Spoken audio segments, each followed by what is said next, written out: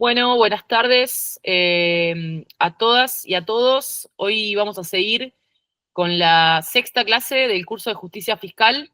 Hoy tenemos a Candelaria Boto, una gran invitada, que es economista, es directora de Ecofeminita, es periodista, y nos va a seguir profundizando parte de los contenidos que vimos en clases anteriores, sobre todo haciendo eje en justicia fiscal, por supuesto, pero bueno, en gastos tributarios, en la composición de los gastos del Estado, cómo impacta eso en las brechas de género. Y les quería hacer una aclaración de cara a lo que va a ser ya la parte final del curso, porque hubo muchas preguntas, tanto en los foros, como, bueno, sobre todo en los mails, donde está Gaby contestando.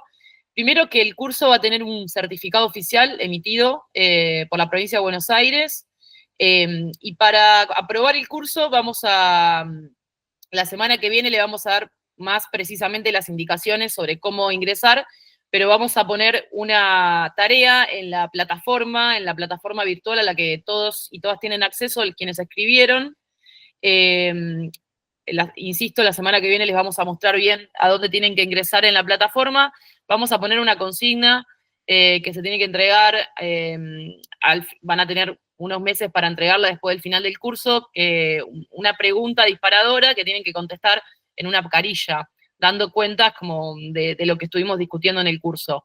Esa va a ser la condición de aprobación del curso, y con eso se emiten los certificados. Así que digo esto antes de comenzar para que se queden tranquilos y tranquilas, que vamos a emitir el certificado, que va a haber una consigna lo van a poder resolver fácilmente dando cuenta de las discusiones, pero también de lo que ustedes vienen haciendo en sus organizaciones o en las áreas estatales en las que están desempeñándose, y cómo eso atraviesa también la discusión de la justicia fiscal. Entonces, la semana que viene vamos a dar más precisiones. Ahora le dejo la palabra a Candelaria y le agradecemos por sumarse a esta primera experiencia de curso de justicia fiscal organizado por la Escuela de Gobierno, Género y Comunidad de la provincia de Buenos Aires, por ARBA y, bueno, por la provincia de Buenos Aires en general. Bueno, gracias, Cande. Hola, Lucy, gracias por la presentación y gracias por la invitación a este curso. Es un momento interesante para estar charlando de estas cosas, así que un honor ser parte. Hice esta presentación, así que voy a pasar a compartirla directamente. Acá estamos. ¿Se ve bien? Esperen porque lo tengo acá. Vamos a ponerlo. Ahí. Sí, se ve bien. Sí, se ve bien. Perfecto. Lo que pasa es que yo no los veo a ustedes, así que cualquier cosa me interrumpen con preguntas o lo que sea, porque veo la misma presentación que ustedes y no veo más al resto de la pantalla. Ahí, Cande, para que hagan preguntas tienen que levantar la mano. Cuando ellos levantan la mano, yo les habilito el micrófono. Ok, perfecto. Y va a haber un espacio de preguntas al final. Después se pueden sumar las que están en el chat más las intervenciones que haya, para que te sientas como libre de darle para adelante. Bueno, genial. Bueno, como decía Lucy, yo soy Candelaria Boto, soy economista, soy una de las directoras de Ecofeminita, donde venimos trabajando estos temas de justicia fiscal con una perspectiva feminista, o sea, tratando de entender o de, sí, primero caracterizar cómo es que se recaudan impuestos, pero también cómo es que son usados esos recursos públicos en una clave que atraviesa la perspectiva de género, pero también en una clave feminista, pensando justamente las condiciones para tratar de achicar estas brechas de género, o para tratar de efectivamente lograr ese horizonte de vivir en una sociedad más igualitaria. En ese sentido, el tema que me tocaba a mí en particular, y el que vamos a desarrollar en el encuentro de hoy, tiene que ver con tratar de comprender el sistema tributario argentino.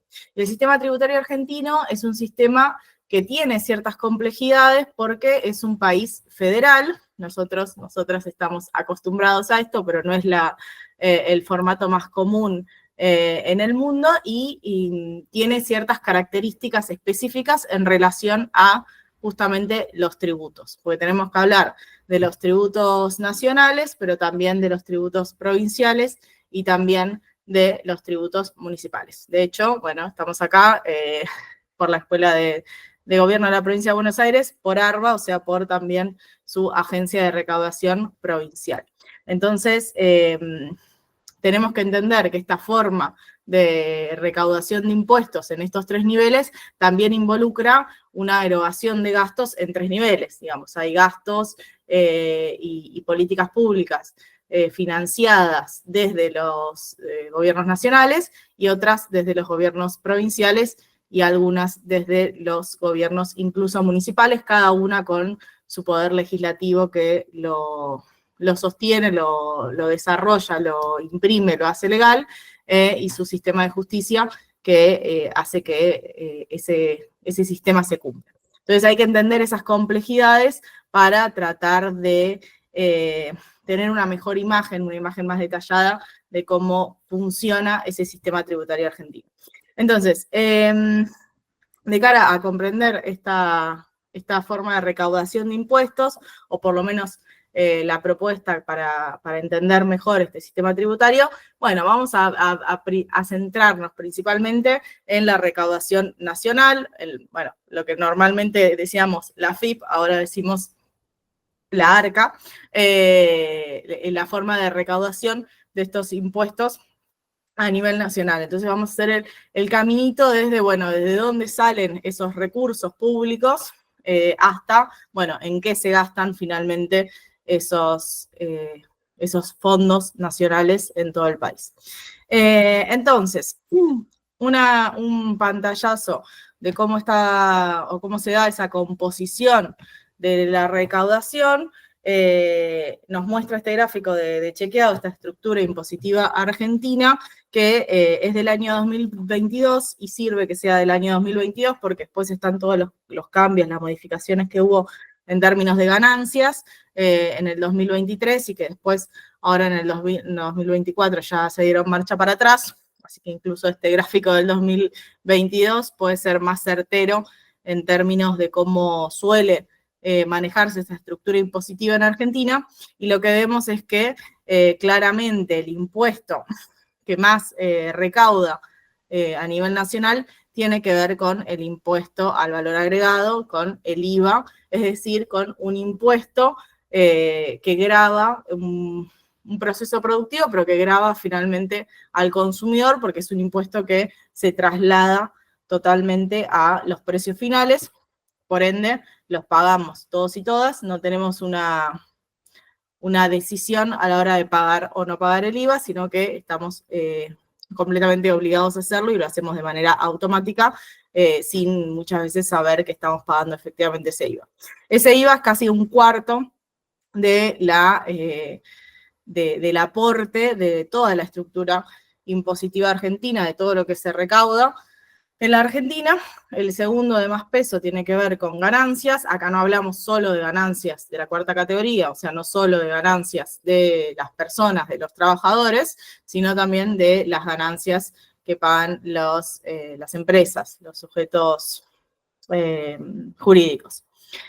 Después vienen los aportes y las contribuciones a la seguridad social, y acá están los impuestos provinciales, donde encontramos principalmente, o el que más aporte da en esas cajas provinciales, que tienen que ver con ingresos brutos, que en términos de qué es lo que grava, sí, de dónde viene ingresos brutos, es muy parecido al IVA, digamos, es un impuesto que rápidamente se traslada al precio de venta de los bienes y servicios, entonces funciona parecido al IVA, pero lo recaudan directamente las provincias.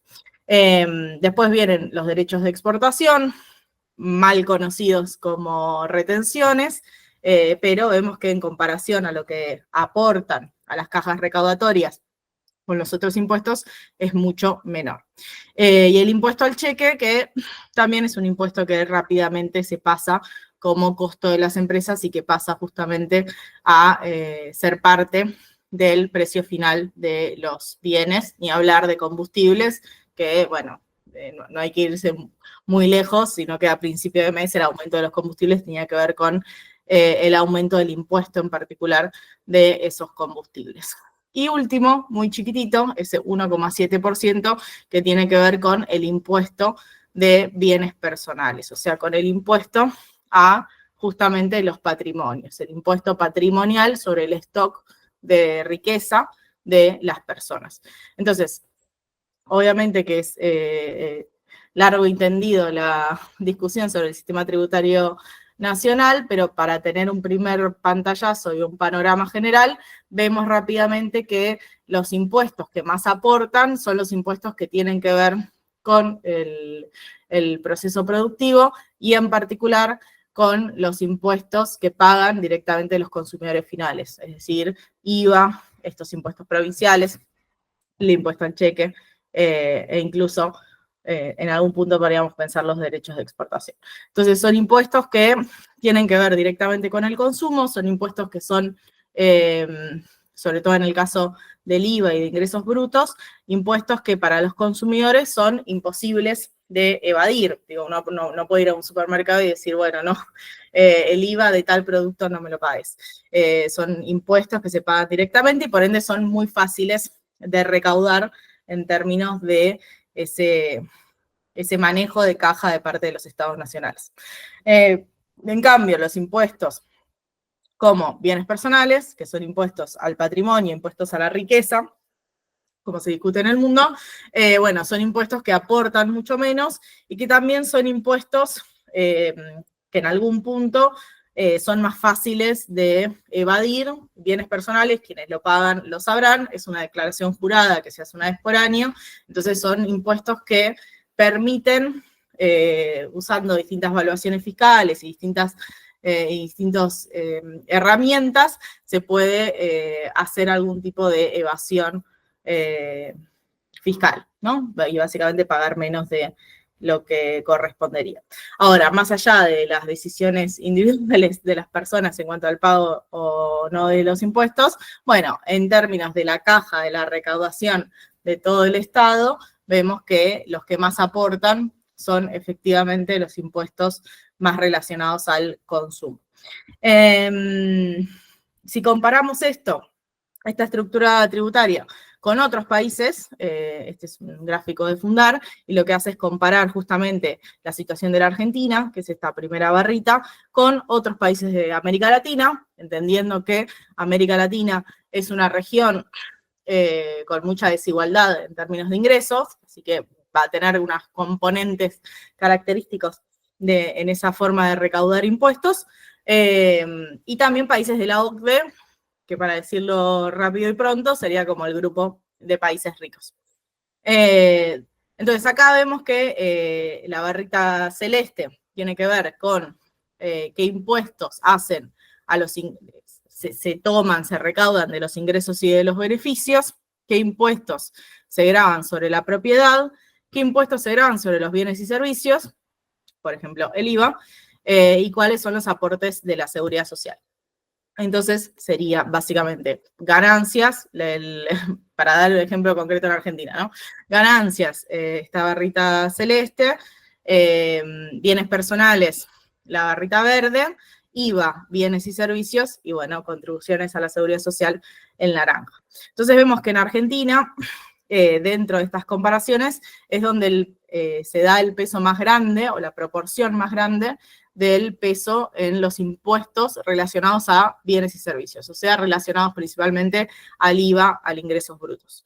Y que incluso en comparación con países de la región, o sea, con países de América Latina, bueno, Argentina grava poco los ingresos y los beneficios. O sea, en términos de el aporte que se hace de las ganancias, bueno, es un impuesto más que aporta menos a esa recaudación, y ni hablar si lo comparamos justamente con los países más ricos, donde ese impuesto a los ingresos y a los beneficios es un impuesto que pesa mucho más, y eso permite que los impuestos relacionados a bienes y servicios, a IVA, bueno, pesen menos en esa recaudación nacional. Obviamente que los aportes de la seguridad social, y esto me parece una aclaración más que necesaria, pesan más porque también son países con mucho menos informalidad. Acá no cambia tanto la proporción entre Argentina y el resto de los países de América Latina porque compartimos esa característica o esa especificidad latinoamericana de economías con un peso importante en la informalidad. Entonces, incluso comparándonos dentro de la región, bueno, tenemos una estructura tributaria donde pesa mucho el porcentaje que se recauda de impuestos sobre los bienes y los servicios. Y acá es necesario que entre esta discusión, que ahora lo vamos a ver más adelante cuando nos paremos específicamente en la desigualdad de género, pero abro esta puerta que tiene que ver con, bueno, quiénes son o quiénes somos quienes pagamos esos impuestos a los bienes y a los servicios.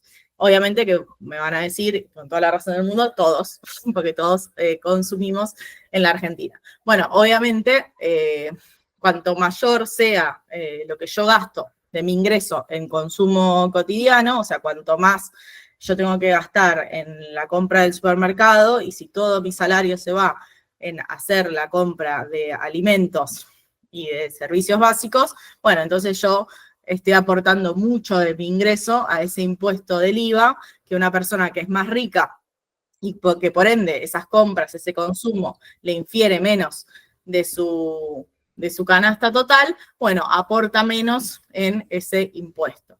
Entonces, ese tipo de recaudación de impuestos de bienes y servicios tiene un peso diferenciado en las personas según su nivel de ingresos. Los ingresos más pobres aportan más al IVA y los ingresos más ricos aportan menos. Entonces, se dice, bueno, son estructuras tributarias muy desiguales. ¿Por qué?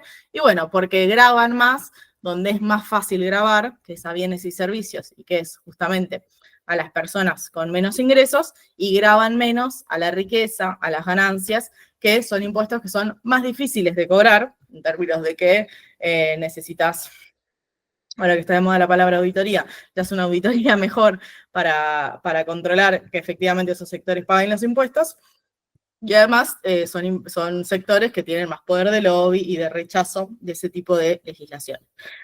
Y obviamente los países que son más ricos tienen estructuras tributarias más equitativas, o sea, donde el peso de los impuestos de las ganancias y de las riquezas pesan más que los impuestos relacionados al consumo y a la producción.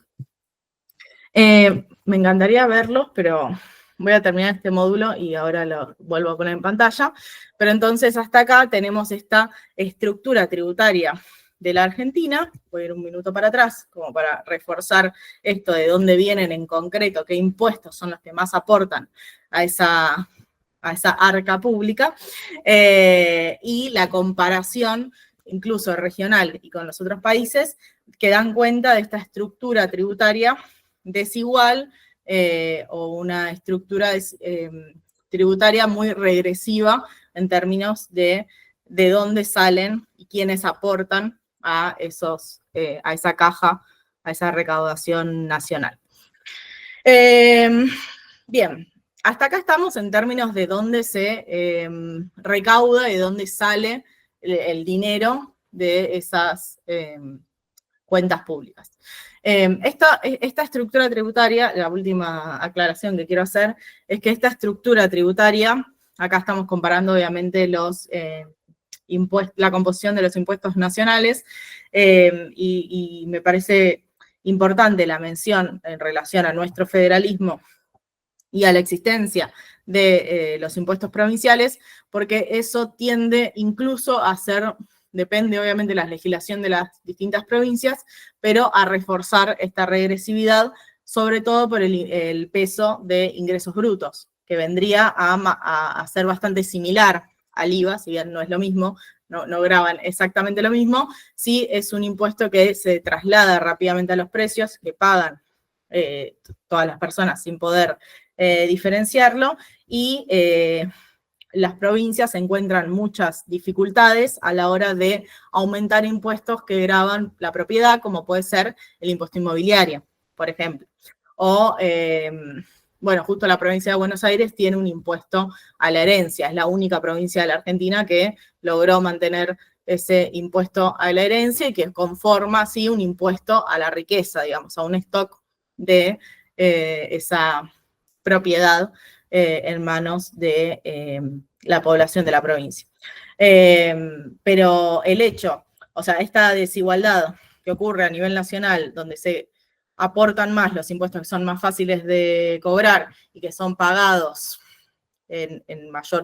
con una mayor presión fiscal sobre los sectores más empobrecidos, bueno, se reproduce también en los niveles provinciales, en el sentido de que sigue siendo ingresos brutos los que más aportan, y obviamente depende la riqueza o no de las distintas provincias, el peso relativo que tenga, bueno, los impuestos relacionados a la propiedad y a las ganancias, ¿no? A la propiedad sobre todo con el impuesto inmobiliario, y bueno, justo en Provincia de Buenos Aires, con respecto al impuesto a la herencia. Entonces, la primera caracterización y lo primero que tenemos que entender de la composición y del sistema tributario argentino es esta regresividad de origen, ¿no? Esa regresividad que tiene que ver con de dónde salen los fondos públicos para efectivamente después hacer la política pública, ¿no? De dónde sale la caja, de dónde sale el presupuesto para financiar efectivamente las políticas públicas. Entonces, hasta acá tenemos, si se quiere, de dónde sale ese dinero, que ese dinero sale de una manera desigual en términos de quiénes aportan más y quiénes aportan menos a esa recaudación tributaria, y después efectivamente se utiliza en distintas erogaciones de gasto que están justamente detalladas en los presupuestos de cada país. Ahora, este gráfico de la Asociación Civil ASIG por la Igualdad y la Justicia muestra justamente, bueno, que en Argentina tenemos otra característica que tiene que ver con ser un país con inflación, y esa inflación permite mucha discrecionalidad en el uso efectivo de los presupuestos. Se supone, en términos económicos, el presupuesto es la ley de leyes, el presupuesto es la hoja de ruta de los gobiernos en términos de qué políticas van a financiar, cuáles van a ser las prioridades en términos de gastos, y más allá de dichos, de discursos y de la simbología que use cada gobierno, bueno, uno puede seguir qué políticas se financian y qué políticas se desfinancian. Tanto la acción de financiar como de desfinanciar es una acción política que marca en qué se usan los recursos públicos. Por eso es tan importante el presupuesto y por eso es tan importante la discusión sobre el presupuesto. Ahora, cuando aumenta la discrecionalidad en el presupuesto, bueno, erosiona, si se quiere, esa discusión, porque termina siendo una discusión en el vacío, si después el Poder Ejecutivo puede hacer lo que quiera con esa ley que se votó en el Congreso. El hecho o la existencia y el vivir en un país con una inflación media alta permite una discrecionalidad mayor. Entonces, en el gráfico que vemos en pantalla, que va de 1994 al 2024, vemos que desde que empieza el proceso inflacionario, que obviamente no es el mismo el que había en 2008 que el que había en 2022, bueno, a medida que aumenta la inflación, hay un aumento también en la discrecionalidad, en el uso del presupuesto. Entonces, eso que se vota en el Congreso, bueno, después efectivamente el Ejecutivo puede discrecionalmente modificar esas partidas. Y ni hablar en el caso cuando no hay presupuesto, digamos, cuando el Congreso no aprueba ningún presupuesto y simplemente se utiliza de nuevo otro año, o sea, se extiende un año más el presupuesto anterior, ahí le da mayor discrecionalidad al gobierno para poder cambiar esa hoja de ruta que había definido el Poder Legislativo, ¿no? Entonces, esto es una discusión en sí misma y es una discusión relevante, sobre todo ahora que se está discutiendo efectivamente el presupuesto de 2025. Dentro de los recursos que dejé cuando me pidieron la bibliografía para la clase de hoy, tiene que ver con el seguimiento de este presupuesto en términos de género, o sea, en términos de hacer el seguimiento de qué políticas están pensadas para achicar o disminuir las brechas de género y hacer un seguimiento de cuánto dinero está efectivamente ejecutando la nación para esas distintas políticas. Hay muchas discusiones en relación al presupuesto. Una muy importante tiene que ver con qué tan fácil es seguirlo o no.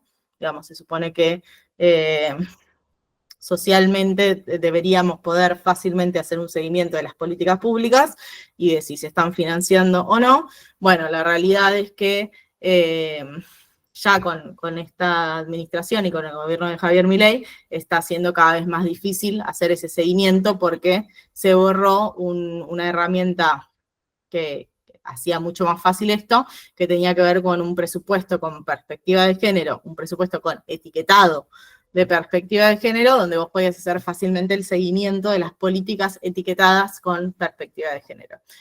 Son muchas discusiones metidas en ese presupuesto con perspectiva de género, pero sí hay efectivamente con esta administración una menor transparencia en términos de qué se siguió o qué se cortó con las políticas públicas en el marco, claramente, y dicho de forma muy expresa, de un gobierno que vino con un ajuste fiscal feroz, simbolizado en la motosierra, pero donde efectivamente se cortó de cuajo un montón de políticas públicas, más allá de las que se mencionaron, un montón de políticas públicas que se cortaron en términos de que no se financiaron más. Entonces, bueno, son discusiones importantes no solo para ahora, para los efectos de esa motosierra sobre esas políticas, sino también de cara a el mañana y el intento de reconstrucción que va a requerir todo esto.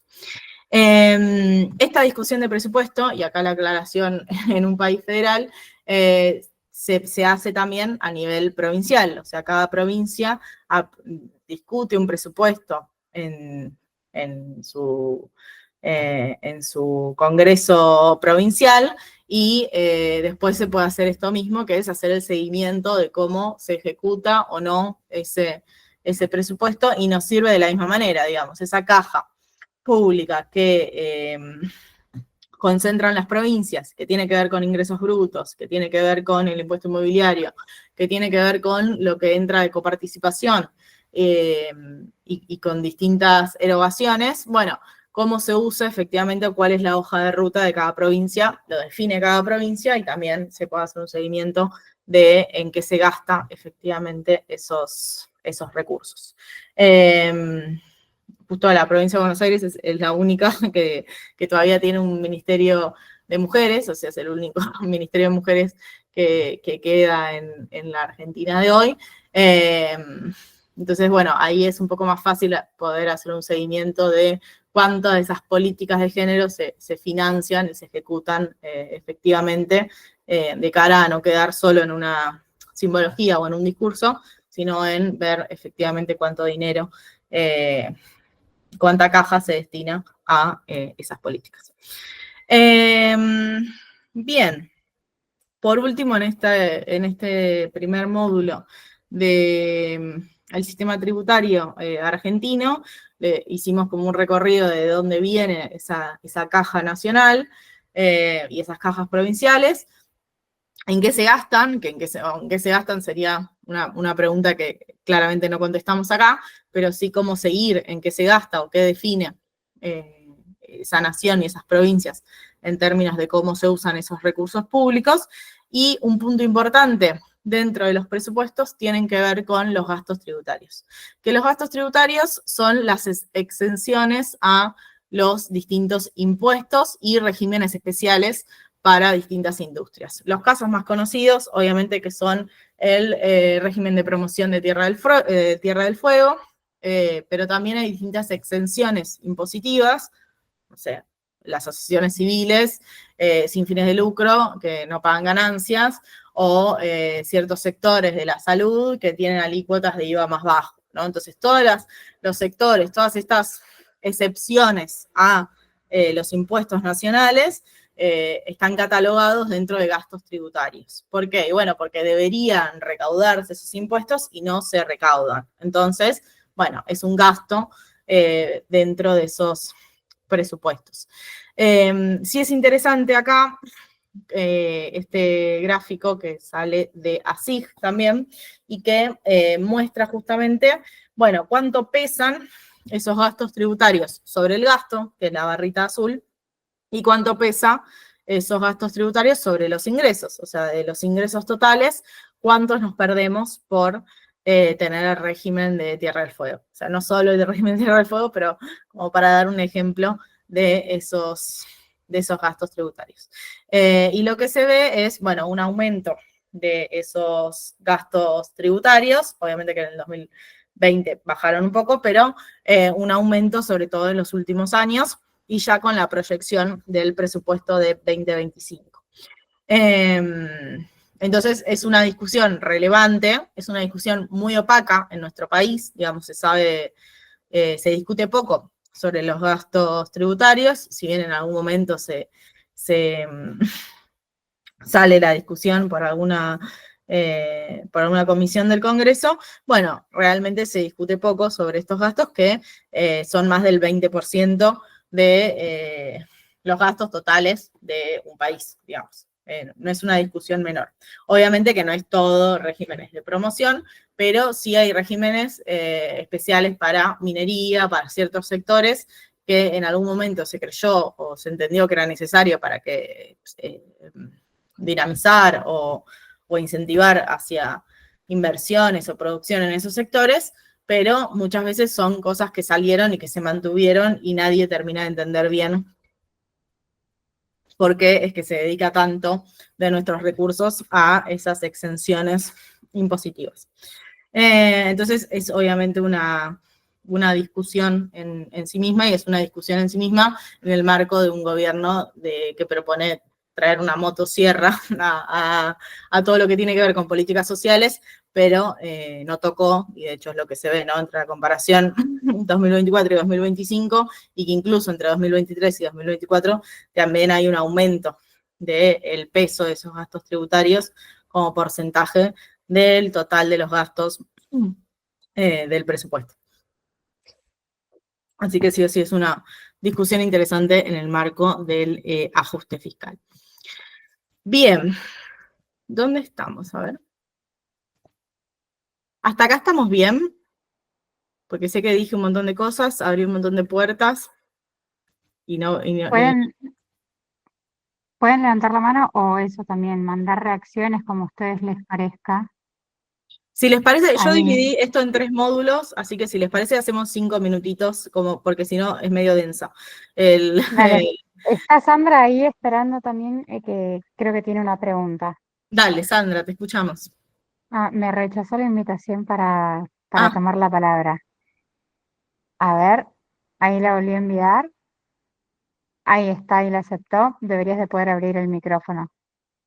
Hola chicas, les pido disculpa, quería mandar una reacción y levanté la mano sin querer. De todas maneras, nada, buenas tardes Candelaria, buenas tardes al equipo ahí de trabajo y nada, clarísima la exposición, así que muchísimas gracias por eso. Gracias.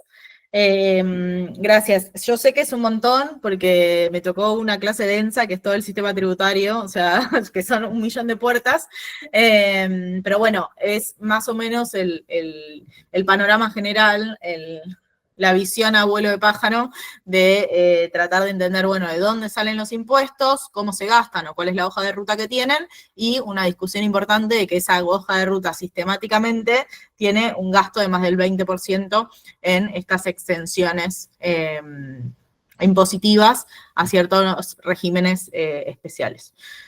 Así que esa sería un poco la discusión en relación a ese sistema tributario argentino. No sé si alguien tiene alguna pregunta o comentario sobre este primer módulo o algo que no se haya entendido. ¿Pueden levantar la mano? Yo les voy a ir dando la palabra. Yo tengo una pregunta. Sí. Y es, en un momento dijiste que es mucho más sencillo grabar, o sea, generar impuestos o cobrar impuestos sobre los bienes de consumo, como el IVA y demás, que sobre los vamos a decir, los que más tienen. Grabar, por ejemplo, las grandes propiedades y eso. ¿Por qué es más sencillo? Bueno, principalmente porque pensá que la forma de grabar la riqueza en Argentina es con bienes personales, ¿no? Es una declaración jurada que se hace una vez por año, donde una persona agarra y completa una planilla, bueno, lo hago así, pero en realidad es por internet hoy en día, ¿no? Pero digo, se completa una planilla y eso involucra cierta discrecionalidad en relación a una decisión de pago o no pago de impuestos. Más allá de la legalidad, ¿no? Porque estamos obligados, como tenemos derechos como ciudadanos, también tenemos obligaciones, y los impuestos son una obligación, y en otros países puedes ir preso. Acá solo Samid fue preso por evasión de impositiva, pero no hay muchos más casos de que esto caiga en cuestiones penales. En prisiones efectivas, quiero decir. Entonces, vos en el IVA, cuando haces la compra del supermercado, no es que vos decís, bueno, no, este producto entonces voy a tratar de evadirle el IVA o ver cómo no pago IVA. En todo caso, el comerciante, una parte de la venta trata de no facturarla, pero es una maniobra que hace mucho más el comerciante que el comprador. El comprador no tiene la decisión de pagar o no pagar IVA, lo paga constantemente. No hay una forma de evasión del IVA por parte de los consumidores. No se puede. Y eso hace que sea muy fácil de recaudar. De hecho, el 21% del IVA, que es el que está hoy en Argentina, es un IVA muy alto en comparación a otros países que lo tienen en el 8, el 9, el 11%. Ahora, ¿se hizo por qué? Bueno, porque ante las crisis argentinas se definió que se aumentaba un impuesto que es muy fácil de recaudar. Si yo mañana paso del IVA del 21 al 23%, está bien, va a haber un efecto en los precios, pero va a ser mínimo y lo que yo termino recaudando de eso, que es de todo el consumo de la Argentina, un 2% más, es muy grande en términos de caja de recaudación. En cambio, los impuestos a los patrimonios involucran una discusión mucho más áspera, porque además quienes tienen esos patrimonios tienen mucho más poder de lobby y de concentración para evitar que eso suceda. Y si no, recordemos toda la experiencia del aporte a las grandes fortunas que se dio en el marco de la pandemia, que se dio en el marco de un montón de países discutiendo sobre la necesidad de que en una pandemia las personas que más ingresos tienen aporten un poco más, incluso de manera extraordinaria, y tardó más de un año en darse ese aporte a las grandes fortunas, que tocaba intereses de solo 12.000 personas del país de 47 millones de habitantes. Entonces, Fue voluntario, ¿no?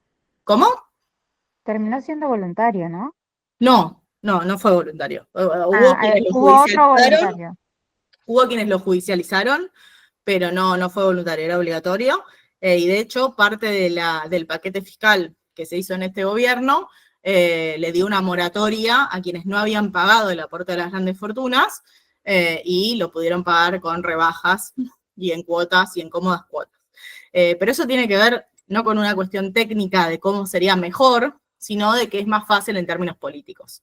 Y es más fácil cobrarle de manera indirecta a la gente pobre y a toda la población que cobrarle de manera directa a los más ricos. Perfecto. ¿Hay alguien más, chicas, chicas, chicos, chiques, que tengan alguna duda? Señoras, señores, señores, porque no veo ninguna mano levantada y no sé si hay alguien queriendo o no consultar.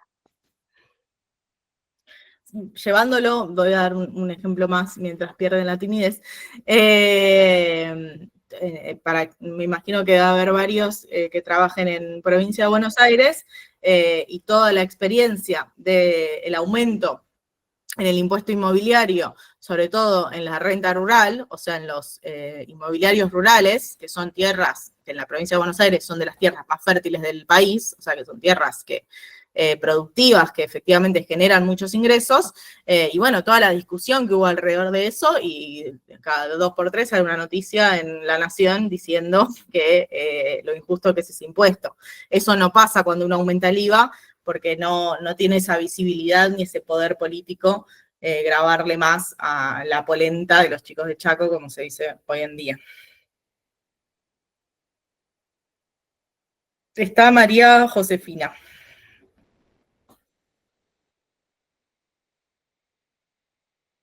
María, deberías de poder abrir el micrófono. Hola, ahí se escucha. Sí. ¿Cómo andan? Saludos para todos. Con respecto a las declaraciones juradas de los grandes contribuyentes, entiendo que es una cuestión casi de buena voluntad, pero supongo, no tengo el conocimiento, pero supongo que tiene que haber algún ente controlador para que esas grandes contribuyentes declaren realmente lo que tienen que declarar.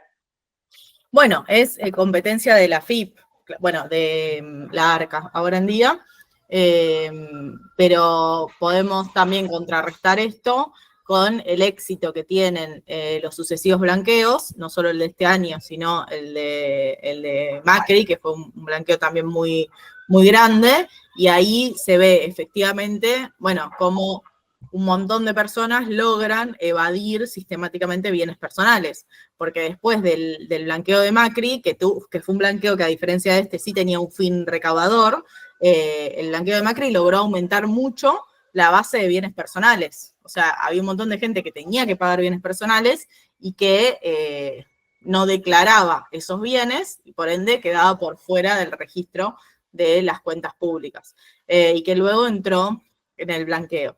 Entonces, efectivamente, hay una estructura informal en la Argentina y en los países de Latinoamérica que permite que sea más fácil esta evasión. Vuelve a ser una cuestión política, meramente política, ese control. Es que también hay que entender que cualquier política, o sea, la que yo quiera hacer, hoy nos vamos a centrar más en género, ¿no? Pero si yo quiero, incluso como política, mejorar mi recaudación tributaria, necesito financiar eso y necesito que haya auditorías a las personas y haya seguimiento y haya agentes y personas y trabajadores que estén detrás de esa recaudación tributaria. Y para eso necesito dinero, es como un círculo vicioso, ¿no? Yo necesito más recaudación para mejorar la forma de recaudar. Y también necesito una justicia que haga algo si esa persona efectivamente no declara. Los blanqueos sistemáticos demuestran que no pasa nada en Argentina si no blanqueas. Después en 4, 5, 7 años viene un blanqueo y no pasa nada. No, a lo sumo pagarás una penalidad y listo. En los países de la OCDE, bueno, hay penas por evasión fiscal. Digo, podés ir preso por evadir y por no cumplir tus responsabilidades ciudadanas. Eso no es una realidad en nuestro país. No, perfecto, muy claro, gracias. De nada.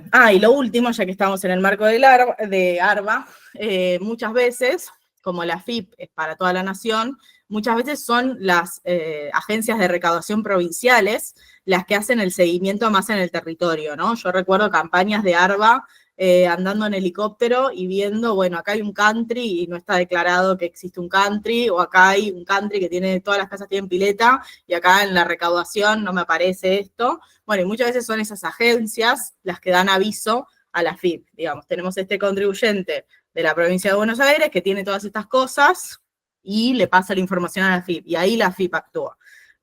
También este federalismo permite que si las agencias recaudadoras funcionan bien, bueno, le pasen la información a la nación, en términos de si se está declarando o no lo que se está usando. Pero terrenos baldíos hechos countries, a rolete.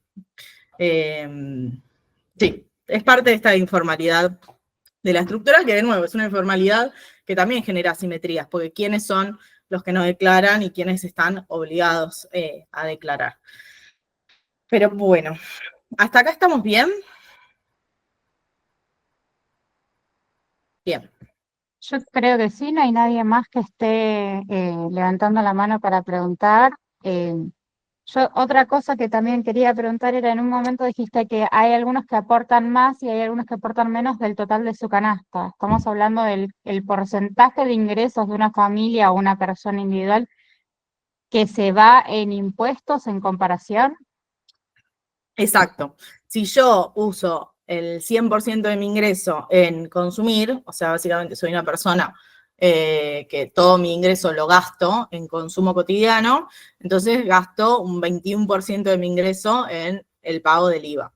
Ahora, si yo soy una persona rica que consumo una porción más chica de mi ingreso, otra la ahorro, otra la invierto en instrumentos financieros y así sucesivamente, bueno, lo que termino aportando de mi ingreso total es una proporción mucho más chica. O sea, mi presión impositiva como rico es más chica que la presión impositiva de la persona más pobre.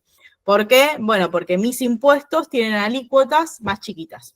Y porque además, bueno, estas cuestiones de evasión y elusión. Pero incluso haciendo frente a todos los impuestos, pago menos.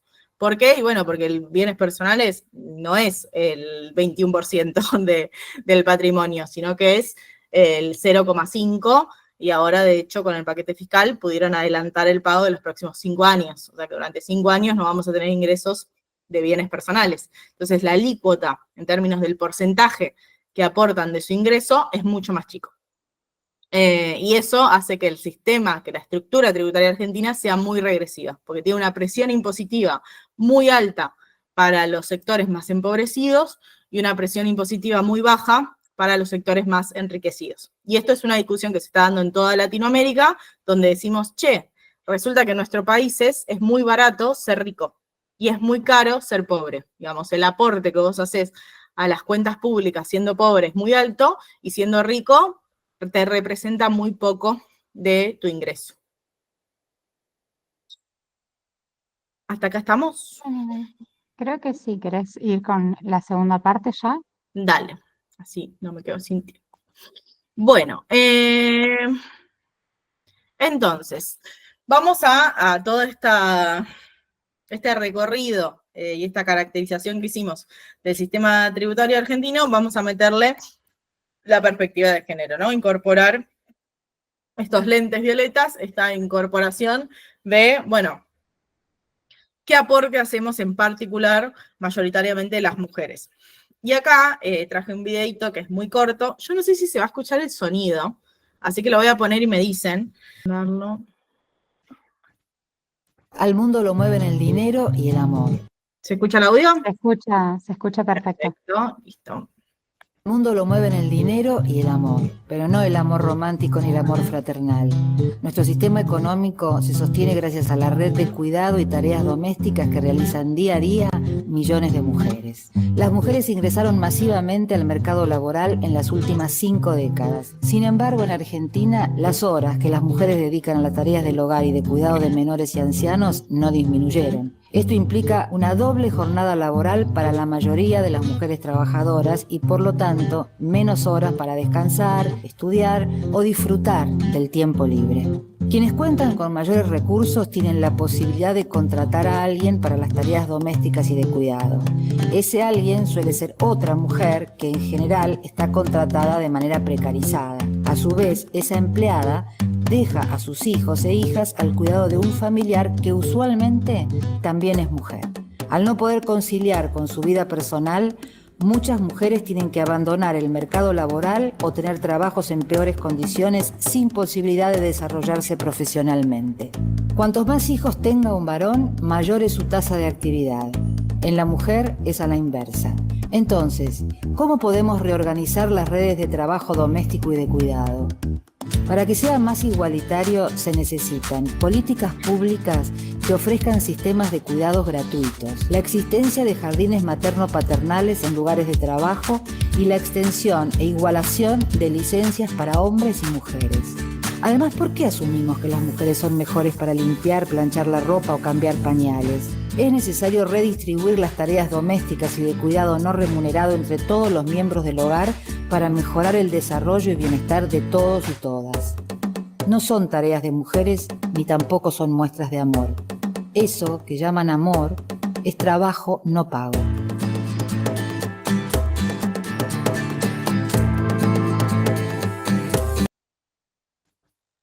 Bien. Esperen que vuelvo. Bueno, este video lo hicimos en 2017 y gracias a Mercedes Morán que lo hizo, nos aportó su voz de manera gratuita y sigue teniendo mucha vigencia porque tiene que ver justamente con la organización social del cuidado, con quienes aportamos a ese cuidado de las sociedades, quienes aportamos nuestro tiempo y también relegamos ingresos de participación del mercado laboral por hacernos cargo de ese cuidado social. Entonces ahí, con esa perspectiva, es que justamente tenemos que también incluir en nuestro análisis ese aporte diferenciado que hacemos mujeres y varones, y cuánto aporte da eso en términos económicos generales, ¿no? Entonces, acá está el porcentaje de aporte de esos trabajos no remunerados, esos trabajos de cuidados, de acompañamiento escolar, de limpieza de los hogares, del cuidado de los adultos mayores, de las personas con discapacidad, de las personas enfermas. Bueno, ¿cuánto aportan? Si hiciésemos la cuenta, ¿cuánto aporta al PBI, ¿no? En relación al comercio, a la industria, a la administración pública y demás. Chequeen que el servicio doméstico, o sea, aquel trabajo doméstico remunerado, sí está incluido porque tiene un precio. Ahora, la dificultad de hacer esta cuenta satélite del aporte de los cuidados tiene que ver con, bueno, justamente es trabajo que no es remunerado. Entonces, tenemos que agarrar esas horas que aportamos, mayoritariamente las mujeres, al cuidado en nuestros hogares, bueno, ponerle un precio y ver efectivamente cuánto pesaría eso como porcentaje de la riqueza que se genera en un país en un día. Y acá vemos que sería, si tuviese un precio, el sector que más aporta a las cuentas públicas. De hecho, hoy mismo, no llegué a actualizar la presentación porque salió ahora a las 4 de la tarde, pero salió la actualización de esa cuenta satélite para 2021, para el último año, donde lo pone entre el 14 y el 21%, porque justamente como no tiene precio, bueno, hay que ver qué precio se pone, y porque muchas veces hay simultaneidad de tareas, o sea, muchas veces uno está cuidando a sus hijos, está cocinando, está cuidando al abuelo enfermo y pasa todo en simultáneo. Entonces, no es lo mismo si esa hora se compatibiliza como 1 hora o como 3 horas de trabajo. Pero más allá de esas discusiones, va entre el 14 y el 20%, ¿no? Que es más o menos lo que suele aportar en los distintos países donde se hace esta cuenta, ¿no? Entonces hay un aporte en tiempos de trabajo no remunerado de las mujeres en nuestras sociedades. Y eso es necesario tenerlo en cuenta a la hora de incorporar esta perspectiva de género en nuestros sistemas tributarios, porque a su vez encontramos que existe efectivamente una feminización de la pobreza. Entonces, más allá del aporte que realizamos en términos de tiempo de trabajo, de un trabajo que es necesario para el conjunto de la sociedad, que tiene que ver con los cuidados, bueno, eso también nos relega o nos imposibilita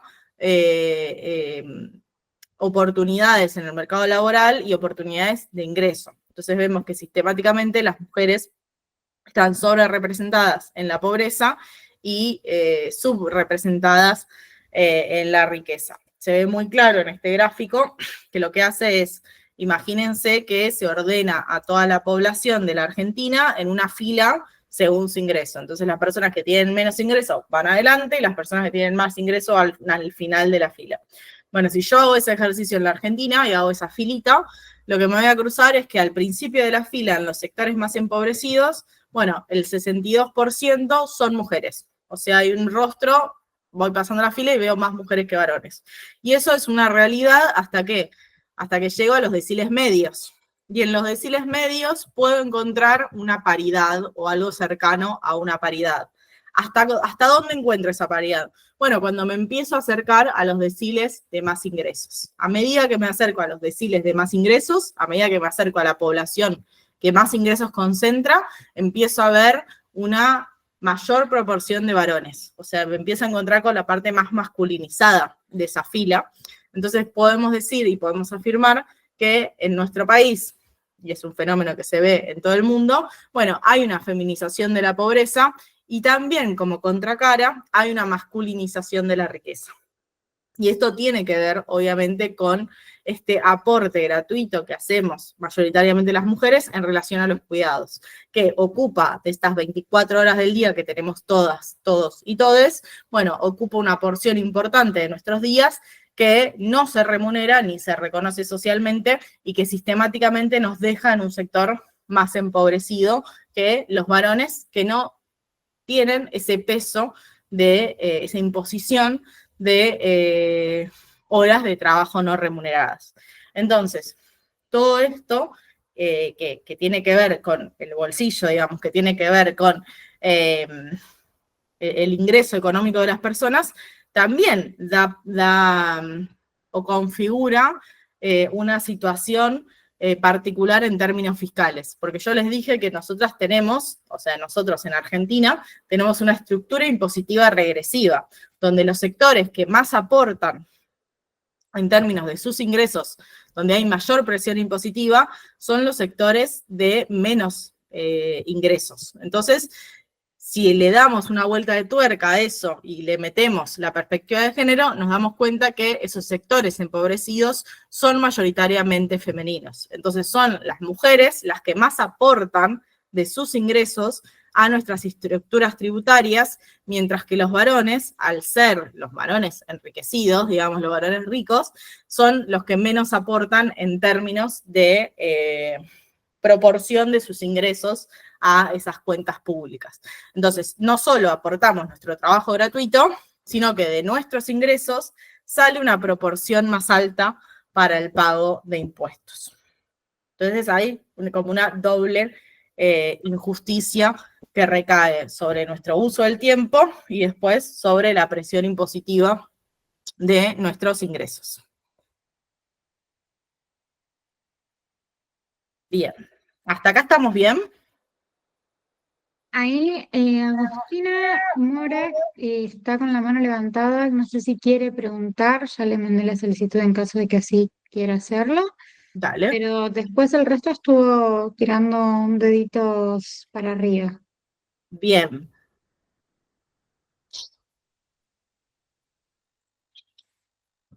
No, me parece que también es otro caso de que Está cerca levantaron el la emoji mano de la manito. queriendo hacer mandar una Una reacción, no me salía la palabra. Bueno, entonces sigo con esto que tiene que ver con meterle estos lentes, esta perspectiva de género a la estructura impositiva. Entonces, cuando nos centramos en los impuestos al patrimonio, que en la Argentina tiene que ver con bienes personales, vemos justamente esta masculinización de la riqueza. Entonces, en este gráfico, que es del CEPA, en base a AFIP, lo que vemos es que el 66% de las personas que pagan bienes personales son varones y solo el 34% son mujeres, que se corresponde bastante con esto, ¿no? Con, obviamente, bienes personales, al tener una base imponible muy alta. Yo nunca en mi vida pagué bienes personales, no lo pagan tantas personas en la Argentina, y obviamente que hacen al último decil, hacen al grupo poblacional más rico. Y ese grupo poblacional más rico es mayoritariamente masculino. Entonces, se corresponde con eso los varones y mujeres alcanzadas por, efectivamente, bienes personales. Ahora bien, algo que es muy interesante de esto es que incluso dentro de quienes pagan bienes personales, acá tenemos, bueno, total de varones, total de mujeres.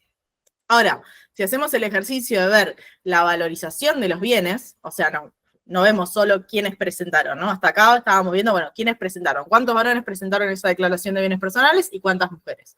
Bueno, ahora si hacemos el ejercicio de valuación, o sea, de cuántos bienes disponen efectivamente esas personas, no es lo mismo pagar bienes personales en la primera escala que en la última escala. Claramente la última escala tiene más ingresos. Ahora, cuando hacemos ese ejercicio, se concentra aún más esa riqueza y esa diferencia entre la riqueza de los varones y la riqueza de las mujeres.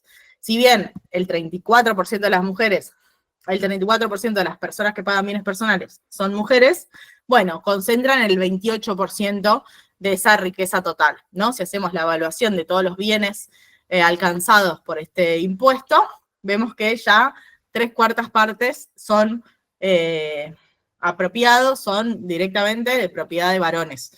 Entonces, incluso dentro de las personas más ricas, vemos esta desigualdad de género en términos de que siempre son más ricos y siempre hay una masculinización de la riqueza, incluso entre el grupo poblacional de más ingresos. Y esto se vio también, y lo traigo a colación ya que lo charlamos antes, en el impuesto a las grandes fortunas. El impuesto a las grandes fortunas también lo pagó mayoritariamente los varones. Y acá un datito de color, si se quiere, si uno se ponía a ver quiénes hacían el pago, el aporte a las grandes fortunas, estas 12.000 personas de la Argentina que eran alcanzadas por ese aporte extraordinario, uno veía, bueno, un número parecido a este, ¿no? Donde 3/4 partes eran varones, pero cuando uno se ponía a ver, bueno, en realidad la riqueza en Argentina también está muy concentrada por familias. Entonces, muchas veces las mujeres que hacían parte de estas declaraciones, uno podía rastrear los apellidos familiares, o sea, en realidad tenía que ver, bueno, la familia Bulgeroni, bueno, la familia Caputo, bueno, la familia Elsen, bueno, uno ahí encontraba en esa organización familiar las mujeres dentro de esas familias, que también habla un poco de esta lógica de propiedad y de cómo se concentra la riqueza y cómo muchas veces los bienes también se reorganizan para tratar de pagar menos impuestos. Pero bueno, es un dato de color, si se quiere. Bien, hasta acá con la parte más de datos de esto. Voy a dejar de compartir, así los veo un rato. ¿Dónde están? Hasta acá con la parte más de datos concretos en términos del sistema tributario argentino. No quería profundizar tanto en la parte de desigualdad de género porque entiendo que es lo que vieron más al principio del curso, así que me interesan sobre todo sus comentarios ahora y profundizamos en lo que haya que profundizar. Ahí Noelia debería de poder abrir el micrófono.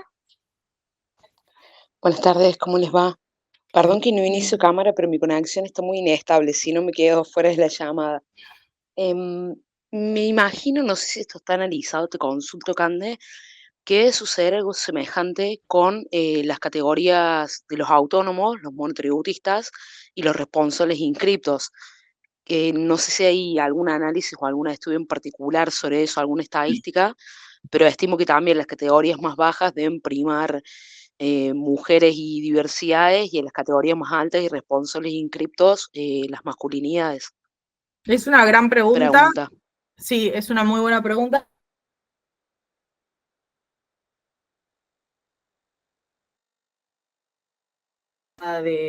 De las deducciones de ganancias y los sesgos de género que incluye cada una. No recuerdo haber visto uno sobre monotributo, pero probablemente se corresponda a esta realidad. Muchas veces lo que pasa con estas discusiones en términos de justicia fiscal tiene que ver con la opacidad de ciertos datos, ¿no? Y también hay una injusticia en términos de que sabemos mucho más de cómo se usa la plata del Estado, o sea, podemos tener acceso a, bueno, quiénes cobran potenciar trabajo, cómo se cobra el programa Acompañar, digamos, como que tenemos más información en relación a eso que la información que existe de las personas que tienen un poco más de ingresos. Y sobre todo en el caso de las personas que más ingresos tienen. Pensemos que parte de la promesa del blanqueo de ahora es borrar la base de datos de quienes están blanqueando efectivamente dinero. Uno de los problemas que tuvo Macri después de su blanqueo es que esa lista se filtró, digamos, se llegó a manos públicas, pero normalmente se sabe y se conoce mucho menos de la riqueza en nuestro país y de las bases de responsables inscritos y tal, que de los que sí son alcanzados por la política pública, pero a partir de los gastos. Y un poco la discusión sobre justicia fiscal tiene que ver con, bueno, no veamos solo en qué gastamos la plata, porque es una discusión en sí misma que está bien, sino también discutamos, bueno, cómo se recauda ese dinero, porque la forma de recaudación del dinero genera una distribución del ingreso. Si yo recaudara impuestos cobrándole más a los ricos y menos a los pobres, eso en sí mismo, sin política de gasto, me reestructura la sociedad. Más allá de después, bueno, los gastos que hay que hacer, porque tiene que ver con salario de los docentes, salario de la seguridad y demás cuestiones. Pero se trata un poco, sobre todo la tendencia en los últimos años, de sacar de vista en qué se va tanto esa plata y ver mejor cómo recaudamos de una manera más equitativa.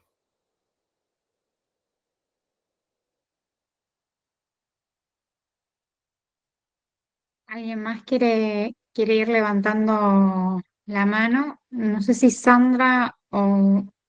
Ah, no, Sandra había levantado, me acuerdo por error. Pero no sé si hay alguien más que quiere ir levantando la mano y realizando alguna consulta.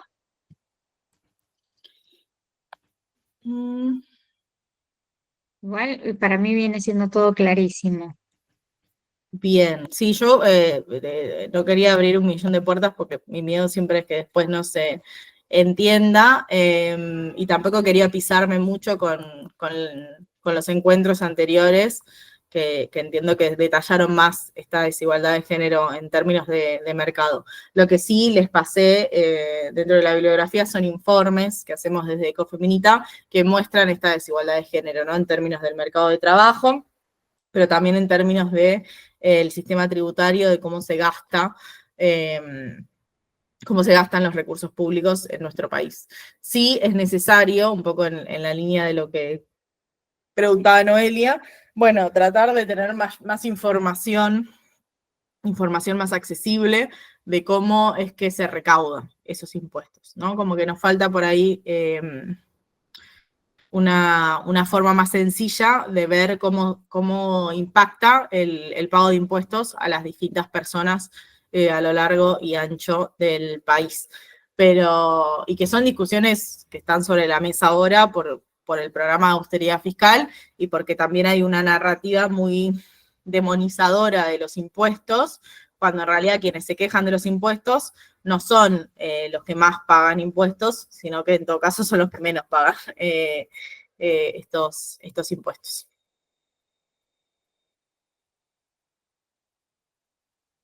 Bien, no, la otra parte tenía más que nada que ver justamente con tratar de profundizar estas discusiones más con ustedes en términos de, bueno, si tenemos esta caracterización del sistema tributario argentino y esta caracterización de una forma de recaudar los impuestos que es muy regresiva, y que esta regresividad no es igual para todos y todas, sino que es una regresividad que impacta de manera diferenciada en términos de género, porque somos las mujeres, y sobre todo las mujeres empobrecidas, las que más aportan a esa caja presupuestaria.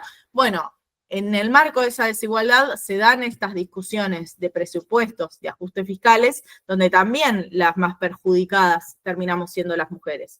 No solo en términos de el recorte de programas específicos, como puede ser el programa Acompañar, como puede ser la eliminación de las moratorias para las jubilaciones, que sabemos que afectan de manera diferenciada a las mujeres, sino que también cuando hay estos programas de austeridad y de recorte fiscal, impacta más en las mujeres. Voy a dar un caso muy concreto con el que vamos a empatizar rápidamente, que tiene que ver, bueno, si voy a una guardia del hospital y esa guardia está colapsada porque hay un recorte en los fondos a salud, bueno, quien haga el soporte a esa persona que está enferma probablemente sea una mujer. Quien haga el soporte a los chicos cuando no consiguen matrícula escolar y haga toda la gestión para ver cómo ubico a la infancia en un maternal o en un jardín o en una escuela, van a ser mujeres. Entonces, cada vez que el Estado tiene programas de recorte fiscal, normalmente conocidos de austeridad, pero en este gobierno podemos hablar de motosierra, bueno, también hay un impacto en términos de que cuando el Estado se retira de sus obligaciones, son las mujeres con su trabajo no remunerado las que justamente aportan sus horas, y eso reproduce y profundiza la desigualdad de género. Entonces yo sé que es muy complejo porque abrimos 1.000.000 de puertas y en cada puerta se atraviesa esa desigualdad de género, pero estos programas de austeridad fiscal en países donde la recaudación es tan regresiva, bueno, tienen impactos muy profundos en términos de género, y de cara a mejorar estas realidades y pensando que estamos justamente en una escuela de gobierno y pensando en la reforma fiscal que habría que llevar adelante para tener una estructura impositiva más progresiva, donde paguen más quienes más tienen y que eso a su vez va a tener efectos de género, y gastar ese dinero en garantizar acceso a derechos básicos de cuidado, pero de educación, de salud, digamos, que hacen a la reproducción de todos y todas. Bueno, creo que la propuesta de este curso, y por lo menos de este encuentro en particular, es justamente sumar a eso. Así que medio que el cierre del curso, o de la clase de hoy, mejor dicho, tenía que ver con, bueno, qué pensaban ustedes con el recorrido que tienen hasta ahora, de cara a no solo la caracterización de dónde estamos ahora, sino qué es lo que habría que hacer para mejorar estas injusticias y alcanzar esa justicia fiscal feminista. Hola, ¿qué tal? ¿Se me escucha? Buenas tardes a todas. Gracias por el curso Candelaria, perdón, leí mal. No hay problema. Me puse los lentes. Y buenas tardes a todos también, y a la moderadora también, que siempre nos habilita el micrófono, y la verdad que están haciendo unas cosas hermosas con el curso, y me interesa mucho. Analizando, Candelaria, lo que vos expusiste en el día de hoy, te aviso porque el celular es prestado. Salve Elvira, pero soy Mónica Russo. Ahí va.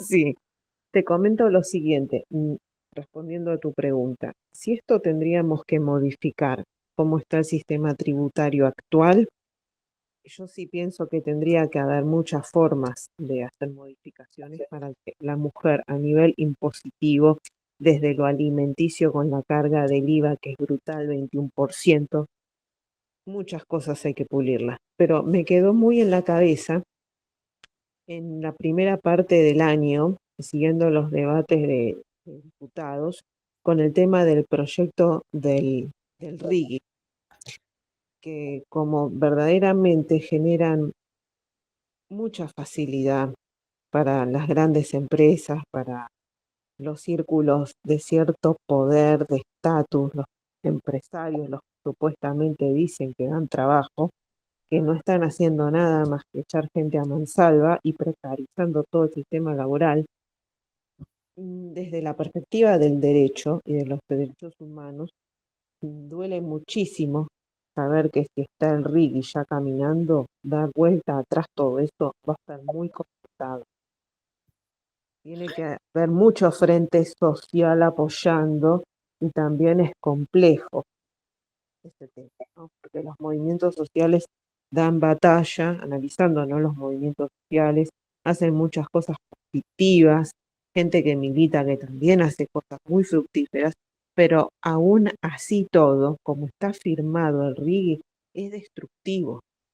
Hay proyectos, planes por 30 años, que es socavar las riquezas de la Argentina, y que verdaderamente la gente no pueda ver una moneda en base a eso.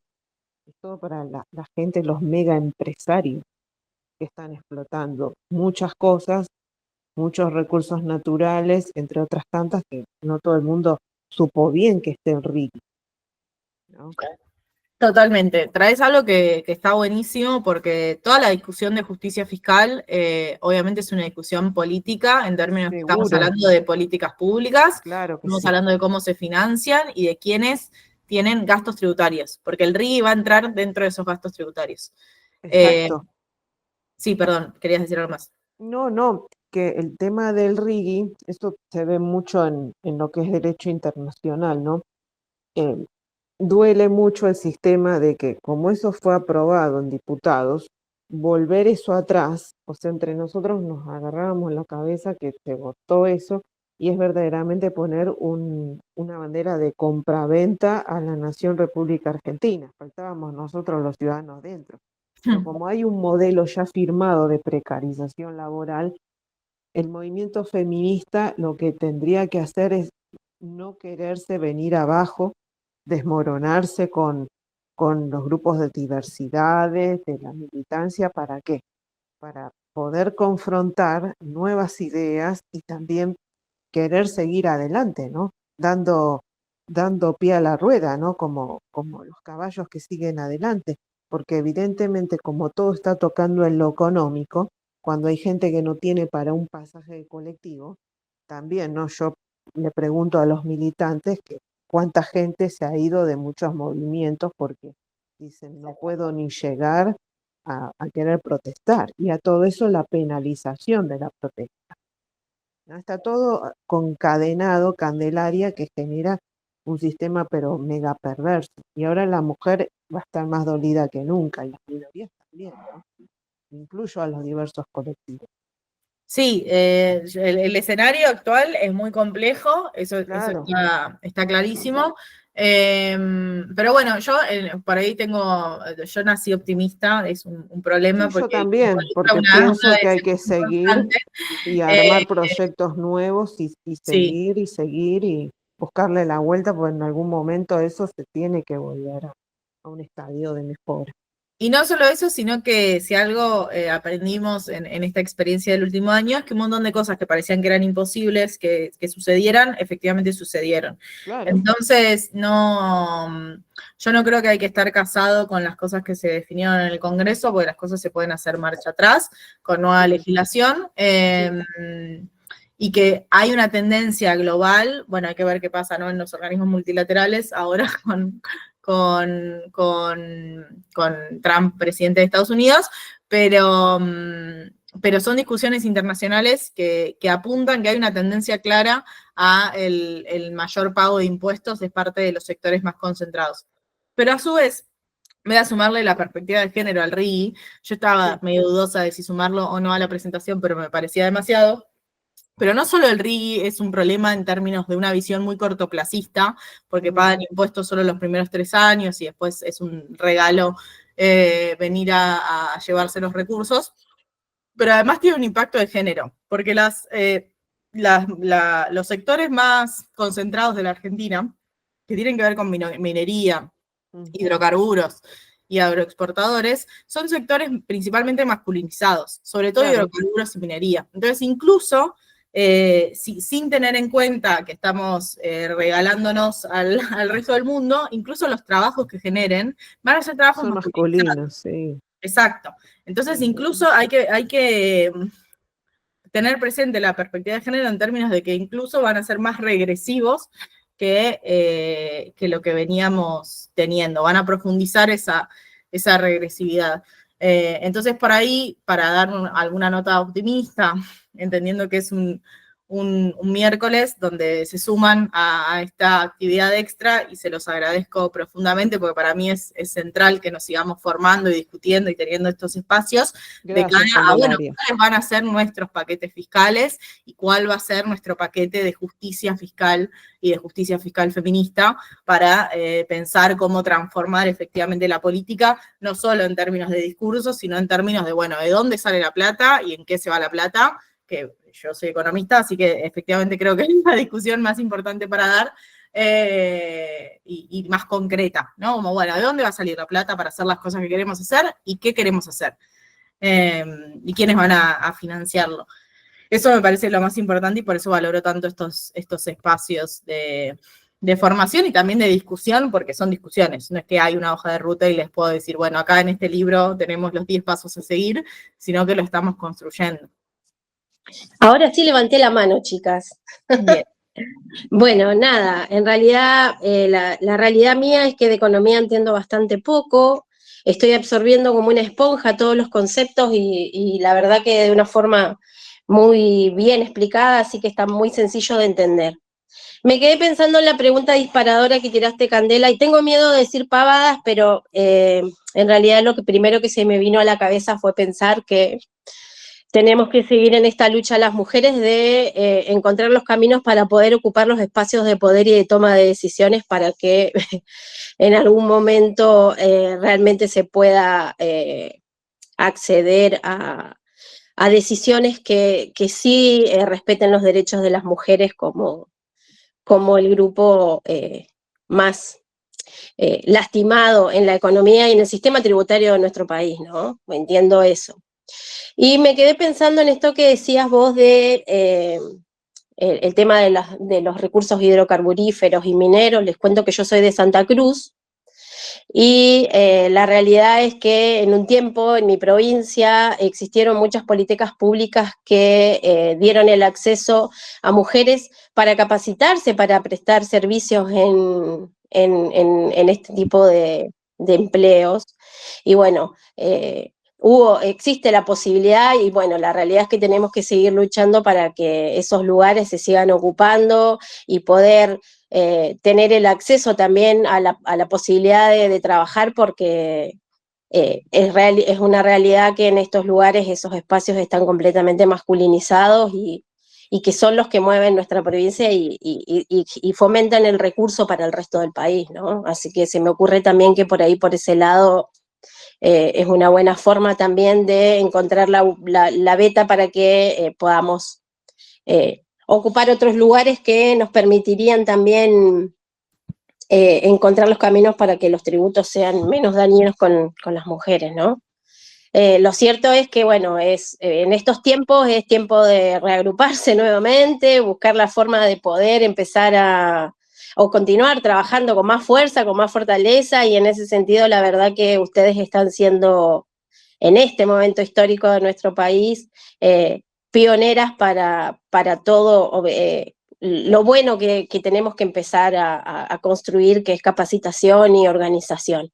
En ese sentido, nosotros teníamos una provincia que tenía un ministerio que también trabajaba de la misma manera que están trabajando en el ministerio ustedes. Nos ofrecieron muchas capacitaciones y para nosotros eso fue pero importantísimo, y bueno, el nuevo gobierno también destruyó esa parte. Así que nada, alentar a todas las compañeras y compañeros presentes a seguir construyendo, que ya vendrán tiempos mejores, obviamente.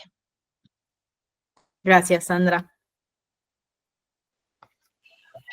Sí, quería volver a agradecer estos espacios de construcción dirigida por las mujeres principalmente. Estas cuestiones en general se dan incluso hasta por los varones. Y como decía la compañera, los espacios de formación nos habilitan a ocupar esos espacios, y este es un momento para estar todas juntas y seguir la lucha lo más juntas posibles, porque esto está muy áspero y es la única salida. Así que nada, es un buen momento para aplaudirnos entre nosotras y darnos una palmadita. Lo estamos haciendo bien y vamos a ir por más. Hasta luego.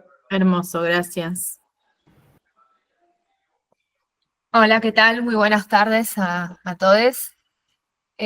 Bueno, gracias en principio a estos espacios de capacitación y de formación, no solo profesional, sino de vida, porque me parece como sano también poder salir un poco de esta vorágine cotidiana que parece que nos abruma, y tener estos espacios desde la capacitación y desde la producción de conocimiento me parecen súper importantes y necesarios como herramienta de contención también, ¿no? Y bueno, nada, para comentarles así como líneas generales y reafirmando desde donde nosotras, con un equipo con el que trabajamos, que dentro de mi equipo hay una colaboradora que está acá conmigo haciendo la capacitación también, que tenemos un objetivo que es justamente empezar a aplicar la perspectiva de género en la producción de gravámenes impuestos, o ver cómo podemos aportar desde ese lugar. En nuestro equipo somos de la Secretaría de Obras y Servicios Públicos de un municipio de provincia de Buenos Aires, sobre todo de San Martín, y estamos con la parte de regulación de servicios públicos. Entonces nosotros hacemos las liquidaciones de las declaraciones de obra de las empresas de servicio, que son grandes monopolios naturales, ¿no? Estamos hablando de Edenor, Gasban, ¿no? Digo, empresas de gran solvencia que son parte también de estos grupos de poder, ¿no?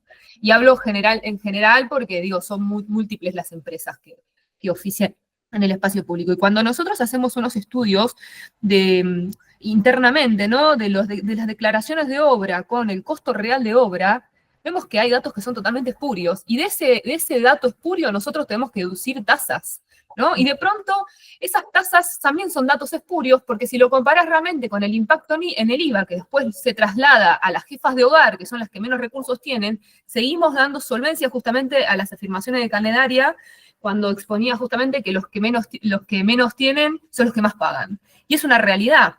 Nosotros después vemos a una jefa de hogar tratando de ver cómo compra una leche y un pan en el supermercado Día, por dar un ejemplo, viendo cómo puede lograr hacer un movimiento con Mercado Pago, a ver, bueno, pongo acá, mañana los hago, a ver si me dio 50 pesos y con eso compro otro pan.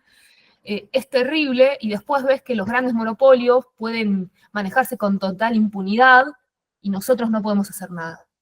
Entonces es como que también un poco este espacio nosotras lo abordamos desde ese lugar, ¿no? Desde cómo podemos construir otro tipo de mirada que sea realmente más equitativa, pero que sea multidisciplinar, ¿no? Porque si no es como que lo miramos de un solo lado y nosotros quizás podemos aportar también desde otra mirada o desde otro enfoque y vemos otras cosas que también son constructivas para un movimiento que tiene que ser también muy heterogéneo. Nada, quería aportar eso y bueno, estoy abierta obviamente a si alguien me quiere también preguntar algo. Carolina, es muy importante esto que comentabas, porque tiene que ver con estos saberes desde el territorio y desde verlo en la práctica cotidiana y ver y notar qué tan fácil es para las grandes empresas y para los grandes contribuyentes evadir y eludir impuestos en nuestro país. Y uno en lo micro te das cuenta de esto, ¿no? De la diferencia que hay entre las dificultades de gran parte de la población en condiciones básicas de vida y las facilidades de las empresas, las agroexportadoras, para no pagar los impuestos que les corresponden. Muchísimas gracias a todos. Gracias a vos. Hola. Hola, sí, te escuchamos. Ah, bueno, perfecto. Bueno, más que nada era agradecerles, porque la verdad que estaba prestando, digamos, atención a los conceptos, entrar un poquito más tarde, pero cosas que por ahí, a ver, nos imaginamos, o me imagino, que suceden de esa forma, pero tener por ahí desarrollado el concepto y la información, digamos, yo creo que es para mí es muy enriquecedora, así que más que nada era saludarlas y agradecerles este espacio. Hoy eso. Gracias.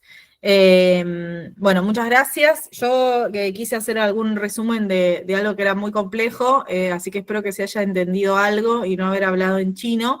De todas maneras, dejo mi mail en el chat también por si queda algo en lo que quieran profundizar.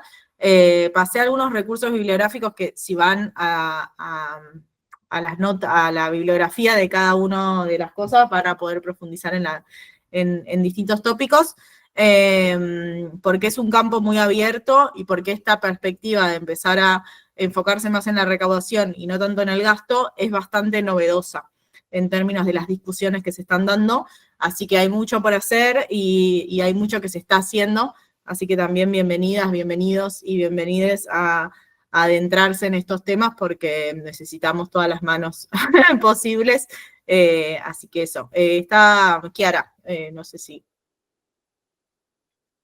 Hola, ¿qué tal? Sí, perdón, llego a lo último. Quizás retumbe un poco, no sé, porque estoy desde el celular, a veces sucede con los otros micrófonos. Pero bueno, espero que se entienda. Me quedé pensando en lo que hoy trajo la compañera respecto a los movimientos sociales. Yo también vengo acá del palo de la militancia territorial y bueno, vimos ese desguace, ¿no? de las organizaciones a partir del cambio de programa de potenciar trabajo, ahora volver al trabajo, pero sobre todo la desvinculación de las organizaciones sociales, ¿no? del programa. Y en realidad pensaba en el potenciar trabajo y antes en el salario social complementario como experiencias claves para remunerar y reconocer ese trabajo comunitario. Y bueno, eso me hace pensar, ahora estamos hablando obviamente de la parte de la recaudación, pero esto que venimos diciendo, como bueno, queremos recaudar para también financiar políticas. Sí, ¿se te ocurre o cómo ves vos, digamos, una posibilidad de que las políticas de reconocimiento y de incluso remuneración de ese tipo de trabajos sean también algo a lo que aspirar, ¿no? Además de las políticas de redistribución que recién escuchábamos, por ejemplo, en el video. Pero bueno, me hizo pensar un poco eso y también pensar en el rol de los movimientos sociales que pudieron tener esas conquistas y que quizás puedan volver a tener un rol importante en estos temas también. Sí, es muy importante esto que traes porque tiene que ver también con las narrativas que se generan, que muchas veces están mucho más basadas en prejuicios que en datos. Yo les mostraba lo de gastos tributarios, por ejemplo, ¿no? Más del 20% de los gastos del PBI se van en gastos tributarios, o sea, en regímenes de promoción, de minería, de Tierra del Fuego, de algunas exenciones de IVA. Y entonces a veces políticas públicas, como puede ser, no sé, el salario a las cocineras de comedores populares, que es un proyecto de ley que presentó la Garganta Poderosa en el Congreso el año pasado, y que obviamente ahora está recontracajoneado, pero si uno compara eso con la plata que pierde el Estado en los regímenes de minería, por ejemplo, no tiene relación. Entonces, muchas veces nos concentramos en ver si es justo o no que una mujer que dedica sus días a cocinarle a los pibes en los barrios merece un salario o no merece un salario, y tenemos 1000 editoriales y horas en medio de comunicación charlando sobre si esa mujer merece o no merece esa erogación, y no charlamos sobre lo que donde efectivamente se va el dinero, que tiene mucho más que ver con estos gastos tributarios. Entonces, no hay otra forma de dar esta discusión que teniendo estos datos, porque si no, entramos en esa de ver si la población más vulnerada económicamente merece o no merece ese gasto tributario, esa erogación de gasto, y no definimos más estructuralmente dónde es que se recauda la plata y dónde es que se gasta la plata y quiénes tienen exenciones impositivas, porque entendemos que es importante que se desarrollen, no sé, la ley de economía del conocimiento, bueno, era importante, Argentina tiene 5 unicornios, pero hoy en día, ¿es necesario seguir financiando eso? Bueno, discutámoslo socialmente. Y cuando discutamos si es justo o no que una mujer que trabajó toda su vida pero que no tiene los años de aporte pueda acceder a una moratoria, también tengamos presente que estamos hablando de la misma caja de donde salen los beneficios para Mercado Libre y Globant, que son las empresas unicornio de la Argentina. Creo que no hay otra forma de atacar esa narrativa y de construir una nueva si no es con esto, ¿no? Si no es teniendo un piso también basado en datos y en información y en relación a, bueno, ¿qué queremos hacer con la plata que recaudamos? ¿Cómo queremos recaudar la plata que recaudamos? ¿Y qué entendemos que tenemos que financiar sí o sí? Y parte de lo que tenemos que financiar sí o sí tiene que ver con, bueno, el derecho a una vida digna, el derecho a la educación, a la salud, al cuidado y la infraestructura de cuidados necesaria, donde toda la economía popular hace parte de esas estructuras que son, al fin y al cabo, las que garantizan muchas veces la comida de los pibes, el cuidado de los pibes y demás cuestiones. Por eso es tan importante la justicia fiscal, porque es el corazón, digamos, es la caja de las políticas públicas y bueno, no es casualidad que sepamos tan poco, ¿no? de estos temas. Agradecerle a Candelaria por la clase de hoy, que por lo menos a mi criterio fue muy, muy clara. Mira, ahí lo celebran Gracias. con reacciones, así que fuiste muy, muy clara y nada, Gracias. te agradecemos por este rato, esta clase, esta exposición compartida. Yo quiero agradecerles realmente por haberse dado el espacio. Sé que todos y todas probablemente tengan otros trabajos y sé que es una sobrecarga hacer cursos extra, pero es muy importante que demos estas discusiones. Obviamente que todo lo que hacemos en Ecofeminita es para libre uso, así que úsenlo en sus discusiones, en sus publicaciones, en lo que sea, es para que circule. Y también la de las distintas organizaciones, yo me encargué de que haya representación de ASIG, de Chequeado, de Fundario, de distintas organizaciones que hacen esto, que es tratar de dar herramientas a la sociedad civil, pero también a los formadores de políticas públicas para tener una discusión basada en datos, que parece que ser lo que está mal visto en esta época. Así que gracias a mi nombre y a nombre de Ecofeminita por sumarnos, y quedamos obviamente a disposición de lo que necesiten.